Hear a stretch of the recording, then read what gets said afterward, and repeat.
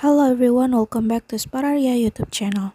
Alright guys, so yeah, in this video I would like to share you a tutorial on how to display Google widget on the home screen on Redmi Note 14. Alright guys, so if you are someone who often search for something on Google and you want to make it easier to search for without having to open Google application, then you can display the Google widget on your home screen. And how to do that is quite easy.